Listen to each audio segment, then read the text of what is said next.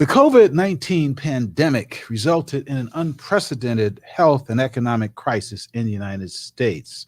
One of the things that uh, happened as a result of that was that Congress uh, put in place an eviction moratorium which lasted 120 days. And the premise is that because of COVID, if we move people around, if people are forced to leave their homes and pack in their relative's house or their grandmother's house, that would create a heightened risk of infection and the spread of disease.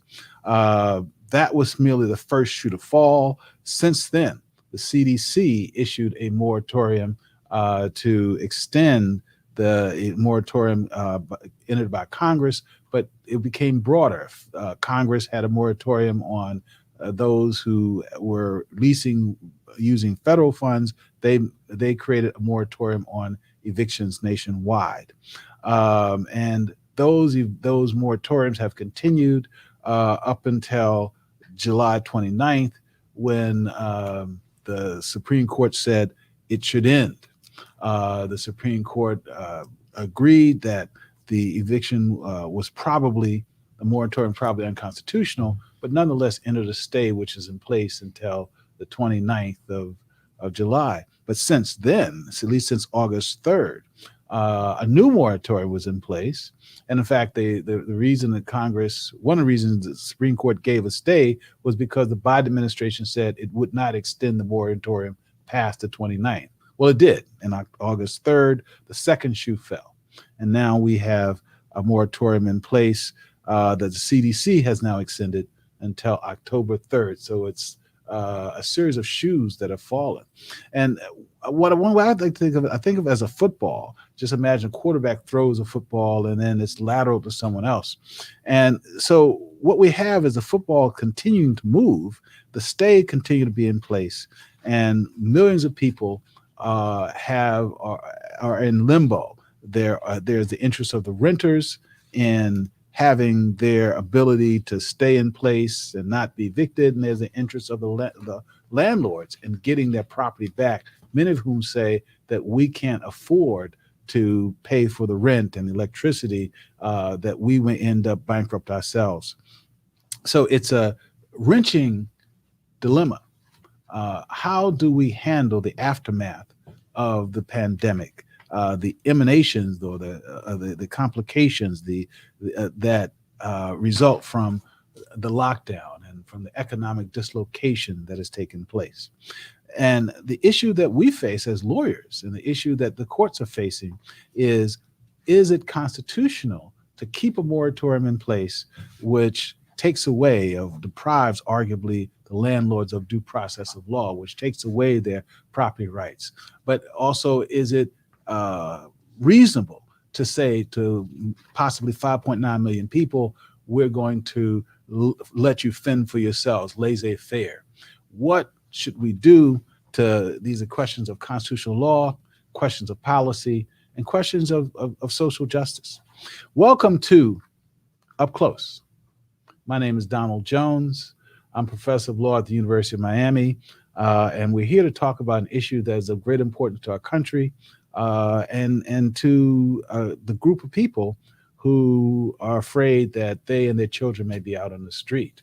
To help me talk about that is a distinguished Miami attorney, Attorney Almazan, who makes his living working in the complex and important field of real estate litigation. Welcome, Attorney Almazan. Why don't you tell our viewers, who are now on the edge of their seats with their popcorn about this debate, first who you are and what expertise you might have to help us understand and untangle these issues. So, Professor, no surprise, that was very eloquently put, which is why I call you that, even though it says Donald Jones up there. So I thank you for the time today. I appreciate it. And it's important that we have the quality type professors like yourself that are out there, not only teaching our next crop of lawyers that enter society, but also that are well-versed in things like what we're going to talk about today. So I think from our standpoint, I'm the managing partner of a firm with just under 30 people. We've got 11 lawyers. And for purposes of today, I consider myself an expert in the field of real estate-related litigation, transactional real estate matters, and our office also does a lot of litigation, both defense and commercial litigation. So we see this from all sides. Well, on the real estate side, which is not only on the litigation matters that we find ourselves either defending or on the plaintiff side, but we also see it on your just natural fiduciary transactions where we're doing a closing or we're doing other matters that where we can see some real world effects and on both the landlord and the tenant side that I think gives us some perspective, even if I personally support or if a client requires our support on one side over the other. Well, let me ask you, what is an eviction?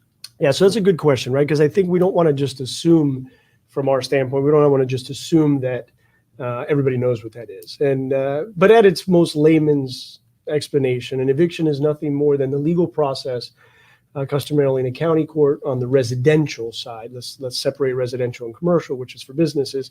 On the residential side, the process legally by which a landlord that has either contracted with you orally or in a written agreement is requesting that a court remove you from the property for any one of a variety of reasons that would be contractually agreed upon. But the one that I think we are going to talk about the most would be your inability to have paid past due and owed rents to the landlord. So you're talking about what I would call a legal eviction. Correct. And so sometimes they're legal evictions, sometimes landlords illegally resorting to self-help, try to move people out. Sure. And then there's a third possibility where they try to do it indirectly by raising the rent and right. A constructive eviction you and I would refer to in that right. in that sense for sure. And yeah, so obviously on both sides you always have some bad apples. So you may have some quote illegal attempts to obtain a landlord eviction. You may have a residential eviction that is as for legitimate reasons, but for purposes of what we're going to talk about in large aspect today, which is the eviction moratorium, that primarily and to some extent almost exclusively deals with the failure of a residential tenant to make payment to their landlord based on financial hardship. Thank you for, let's put it in human terms. For many people, an eviction is you have to get your kids, someone comes in, they take all your belongings, put them in a blanket, tie the blanket up, and tell you and your kids have to leave. And you and your kids and that blanket of your belonging goes out on the street. And it's usually done by the sheriff, I understand. And you are now left to fend for yourself, maybe, with 2 kids or 3 kids. Maybe you don't have a job. Maybe you don't know where to go. And so the prospect that we have is not just that will happen once, but if the eviction moratorium is lifted, then could that not happen hundreds of thousands or even potentially millions of times? Yeah, the only thing I would do there to remove a little bit of the potentially perceived dramatic effect is that the blanket type removal almost implies that it would be from one day to the other and without any notice. So, but no, that wouldn't occur in that way. So the individual who has failed to pay their rent would customarily always in a legal process be afforded sufficient time where that would never be a surprise. But haven't they already been given notices to quit? Haven't those notices? I don't think the moratorium prevents the notice to be sent out. That is correct. So the moratorium does not. If you haven't paid rent, I can provide you with what would be in Florida a 3-day notice that you have failed to pay your rent. What I cannot do is to then proceed with the eviction action to remove you. And then by its very nature, from a practical standpoint, as you mentioned, the blankets coming out, from a practical standpoint now, like that, there is such a backlog because the moratorium has just created a wall like the glass between us that now has the evictions that would pile up but are not rendered decisions that truthfully by the time it'll flood the courts, similar to how foreclosures did after the 2009 depression crisis.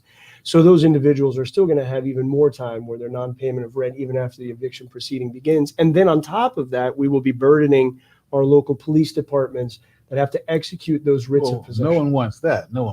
Yeah. But let's make sure we know why we're here. Yep. Our question is this moratorium constitutional? And the DC court issued a stay, Supreme Court issued a stay, and we don't want to talk about the procedural question. We know that and I would have issued a stay too. And so I think we would all have issued a stay. But I think the point is that that the landlords are saying, well, you can't do this indefinitely. Is it constitutional as a substantive question for either the CDC or for Biden to issue by executive order or by a directive of the CDC an order which says no evictions can take place across the United States at this time? So, Professor, I would tell you that, undoubtedly, in my personal opinion, but also I think certain legal scholars that have chimed in as well, is that it is not. It is not constitutional in the manner in which it has been set forth, right? So in March of... Well, my question would be then why? Right. So, and I figured that would be your question. So in March of last year, we had the president that came in, and then President Trump, and issued what at the time was really unquestioned by anybody, which was an executive order in and essentially stop evictions at that point. I think everybody would look back at an unprecedented effort that had not been seen since 1918, that kind of went off. Everybody was sent home. Nobody was working. It was understandable to all because even the high income earners were at home. So I think what has happened then over time, like all things, the initial good deed of I like what you're saying. Let's take it in steps. Sure. The emergency order was issued to prevent harm. What is the harm that the government was trying to prevent? I think it's a completely different harm than the one that they're trying to prevent now, at least maybe not optically, but definitely practically. The harm that was being prevented at that time, I would even tell you, was likely legitimate in that we have an unprecedented moment in American history with an unprecedented populace that is now dealing with an unprecedented virus. Yes. And the unknowns were of such a substantial nature, including where it even emanated from, that actually a year and a half later is still subject to conspiracy theories and the like, that at the time the issue was, we've never been through this, it's unprecedented, and from a public health standpoint, to prevent the continued spread, we are doing this. Yes, financial hardship on the side, everybody's gone home, but we can fix that with some extension of federal unemployment. But to prevent the spread of a disease that we don't know anything about, that was making its first appearance on the planet, so everybody was going to be scrambling for it at the same time, we're going to, from a public health crisis at the time for just 2 months, going to send everybody without the ability to get evicted, send you home with your kids who are also out of school now because all the schools were closed. And from a constitutional standpoint, it was 100% about public health. And is it your position that that's changed? I think it has changed, because now as we've gone forward, and as I briefly had mentioned to you, for example, now there's other issues. And you and I can spend a hell of a lot more than the half an hour that we have here dealing with all those sub-issues, including race, for example, that we had talked about, as the New Jersey law that was enacted in March that now no longer just mentioned it as a public health crisis, but now had specific language that was introduced within the very law that they extended, where they specifically now indicate this is especially so for lower income people of color who are predominantly tenants and who continue to be victimized by systemic and structural racism, which has left them severely disadvantaged, on and on. And then in another portion, an overwhelming number of struggling tenant households that are disproportionately Black and brown will therefore be at risk of eviction. So we've now gone to a point where I think even the legislators themselves are saying we need other things that are no longer just public health to both warrant some legal reasons why we can keep it and some political reasons why we can keep it. And I think that in the general scheme, for you and I that are going to talk about it from a constitutional perspective, has lost its way a little bit, because now we're dealing with other tangential issues that I think overload the primary one. Arguably what's happening is that legislators are realizing that the problem of housing is a problem that is entangled with the problem of racial inequity and structural inequality in the country. And so it's an opportunity for us to think about how we solve all these problems. But let me just say this and try to focus on this, and that isn't eviction itself a harm? So when we think of an eviction, it's not just a question of a person losing their home, but a stigma goes along with an eviction, does it not? Once you are evicted, it's harder to get housing after that. And if you do get housing, you're often limited to substandard housing. And so for people who are poor, people who are Black, people who are people of color, then it really is another barrier that they have to participating in society. So agreed, right? I think in the sense of course, there's a harm to the evicted tenant. What definitely gets lost in the discussion is the harm to the landlord. Right. And that's a conversation I think we'll have time to discuss, because there is a substantial one to them as well.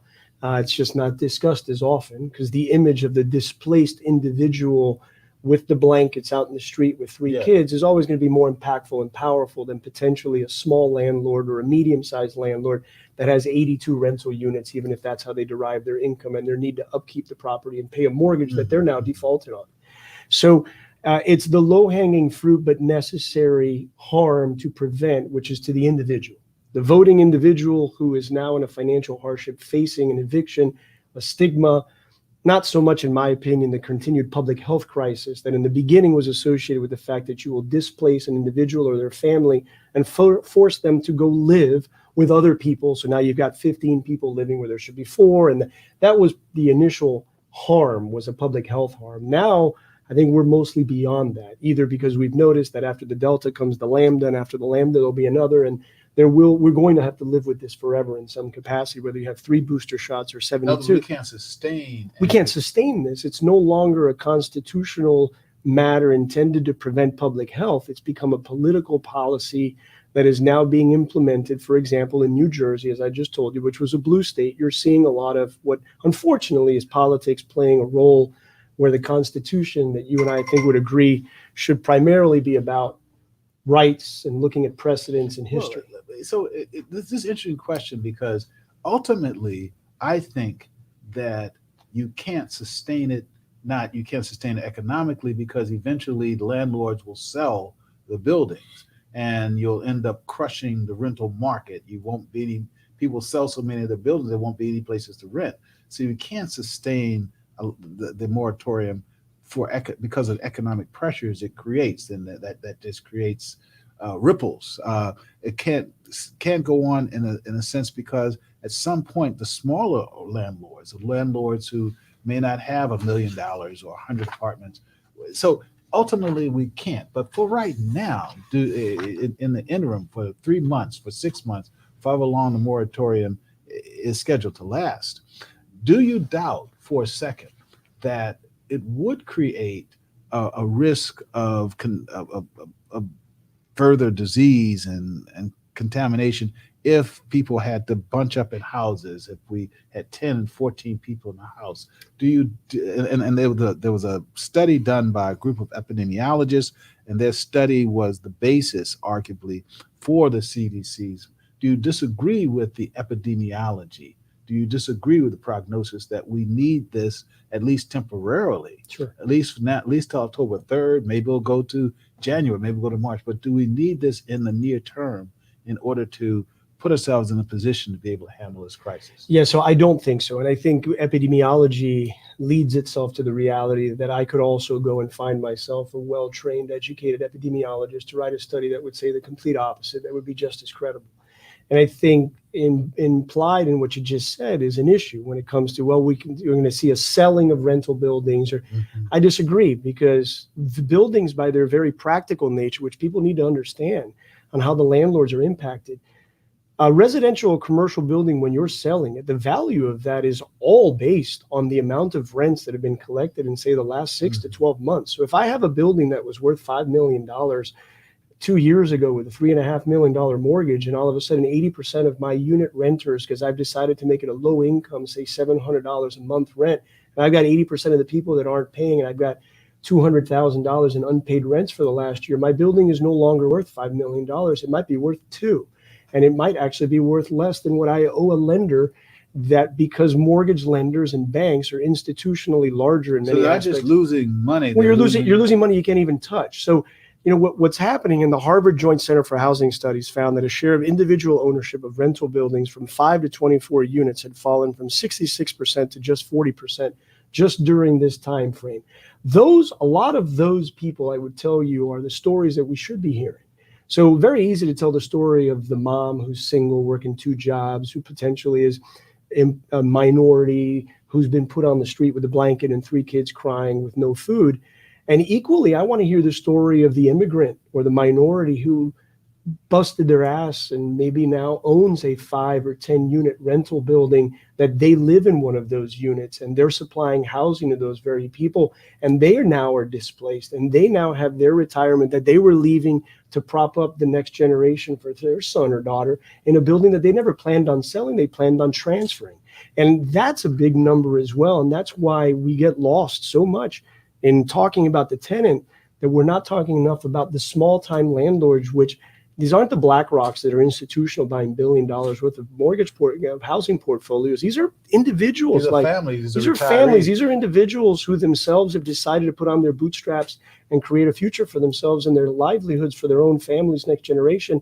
And they're not being discussed at the level that they need to be. Well, but I think that it's good that we're talking about this and have the ability to talk about. We're in an air-conditioned room. I brought my sunglasses, Yes, that's true. I mean, so it's comfortable for us to talk about. We're pontificating from a position of some privilege. But I mean, in reality, our situation now with this eviction moratorium is much like, I teach constitutional law. It's much like the position of the court in Brown.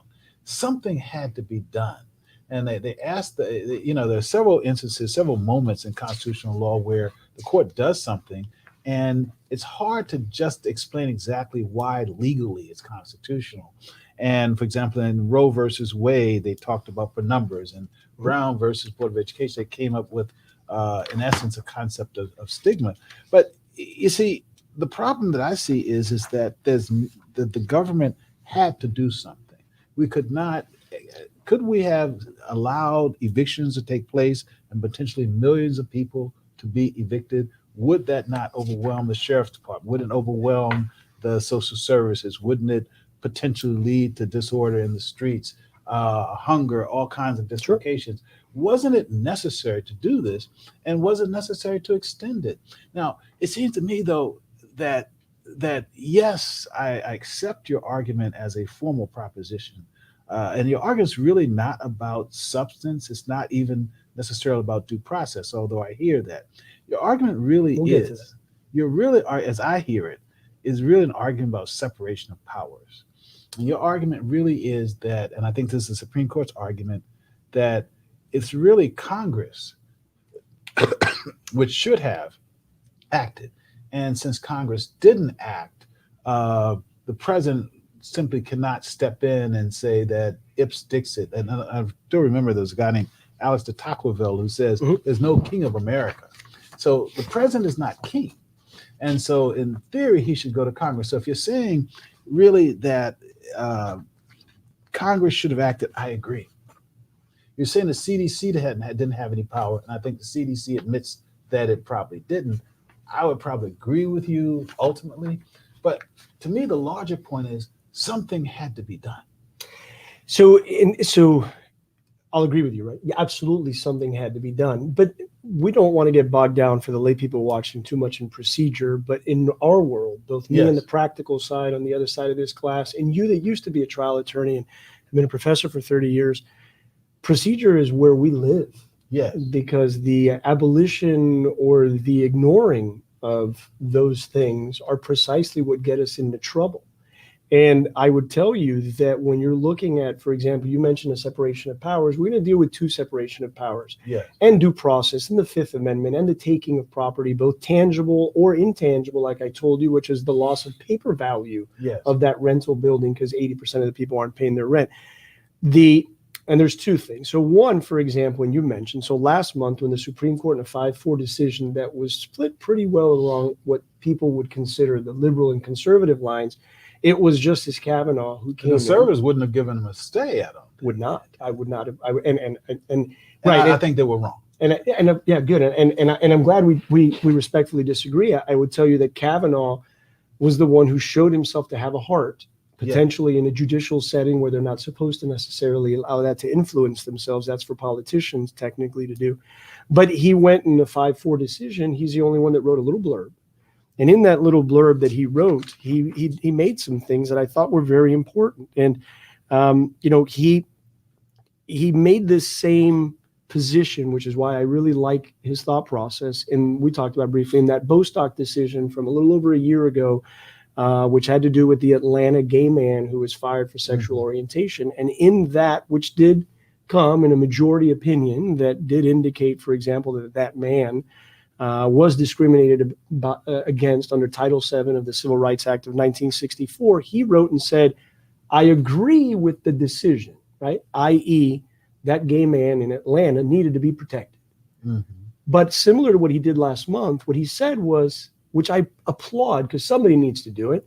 Hey, Congress, you didn't do your job. If you specifically wanted that man under a separation of powers to not be discriminated for, quote, sexual orientation, then you should have amended Title VII at some point in the last 57 years and added the two words sexual orientation. Now it's another two words, and it's under the Public Health Act, and it's a laundry list of items that all have to do with rodents and infestation. The exact section of the Public Health Act that is being used in order to support the CDC's authority states the following. The secretary, quote, and this is in times that are deemed public emergencies, and I think we'd agree this is one, says the secretary may, quote, provide for such inspection, fumigation, disinfection, sanitation, pest extermination, destruction of animals or articles found to be so infected or contaminated as to be the sources of dangerous infection to human beings. I love what you're doing. And other measures. I love what you're doing because someone would have to laugh if they thought that this provision would support a sweeping mandate. But you know, and it's the other measures catch-all but you that see, they rely you see, on. politics is the art of making real what is necessary. And the Supreme Court sometimes finds itself in a political moment where they not only have to act as judges, but as leaders. I did think they did that in Brown. I think they did that in Roe. And I think here, this was an act of judicial diplomacy when Kavanaugh says, I'm going to give you the stay, even though he disagrees. And I think the court below disagrees that they could win on the merits. But you see, so I don't agree. I don't agree. But the GSR system is is that through the magic of the Constitution, we find a way to support and continue the project of democracy. Agreed. And I think that project at this point requires us to find a way to allow those folks to stay in their homes. Now, I would give you this, and I only have a couple minutes. I think what the Biden administration should do is to take the time that it has to start a loan program. They need to decide who actually can pay. They should pay their rent. They should find who can't, and they should be given either a loan or an opportunity to work. I do notice that Biden had a great vision, and that vision was an infrastructure program throughout the country. Maybe a work program could be created in which the people who are in the homes could work on some of the vacant lots that are in our cities, and fix those, and through their sweat equity own their own homes. Give them the training, give them the construction help, let them have their own homes. But so I think we do need to transition from an eviction moratorium to a program of loans, jobs, training, and something to get America working again. But for now, I think that it's a blessing that we have found a way, even if it's the provision on protecting against rats and rodents, to save those possibly 5.9 million people from being evicted. I'll give you the last word. So first of all, thank you. It's been a pleasure. You and I could definitely spend 3 hours probably arguing and discussing on this. So I greatly respect your opinion on this, and I'm glad we had more of a conversation. Although if somebody was watching, they could probably, I'm sure, tell where maybe we lie from a personal standpoint. But I think from a structural standpoint, let me end with something that I think we're going to agree on. We're still the greatest democracy in the world. And from the standpoint of how we're able to discuss, what's lost in the ability to do what we just did is a decorum at a larger national level that doesn't allow for this to happen without people either yelling at each other on social media or at the national media to achieve these things. And I do agree with you that sometimes you have to potentially do something that might be seen by a majority of legal scholars to be unconstitutional or illegal, to see how far you can bend what is in current existence to potentially have it break and have Congress come in and do the job that currently they haven't done. By Congress not doing what they have done is why we're in this position, because the president looked and said, well, and Congress is broken. I don't think anybody watching would ever disagree that Congress is broken. We don't have enough bipartisan solutions in place because everybody just wants to yell at the other. So at its core, these people do need help. We may disagree on the manner in which it's achieved, and we may disagree that the people should just be limited to tenants when the landlords are equally aggrieved in this process and have just as equally dramatic and interesting stories as to how they're affected. So I think moving forward, I agree with you, whether it be your loan program, whether it be some sort of sweat equity program, in my opinion, something that removes big government, who under the CARES Act and the rescue plan have over $700 billion, who is not making its way to the people who need it, including in our own state. And that's part of the problem. Government doesn't usually do a good job at what the private sector does. And getting those monies into the hands of the landlords to pay for the tenants is a big problem right now. And had that had been done, We are short circuits better, in effect. we are, right? Because we wouldn't be having this conversation if, for example, in our own Florida, where the Florida Housing Finance Corp got $120 million last year and had to return 99 of it by June because they couldn't find a way to do it, or we're under 3% of the total funds that have been given to the state of Florida have been dispersed. The buck stops with me. Yeah. Yeah. Remember Truman's statement, the buck Sure. stops here? Yep. Well, it did. And I think that we should give him a round of applause for however this turns out, Yep. for averting an even bigger crisis, which would have happened if the evictions had actually That we can taken agree. I think we can agree. place. I want to thank you, Alex, for attending Professor, my show. pleasure. I think you're a great lawyer and a beautiful man. God bless you. Thank you for having this important conversation. We'll continue it soon. Thank Thanks you, a my lot. friend. What a pleasure.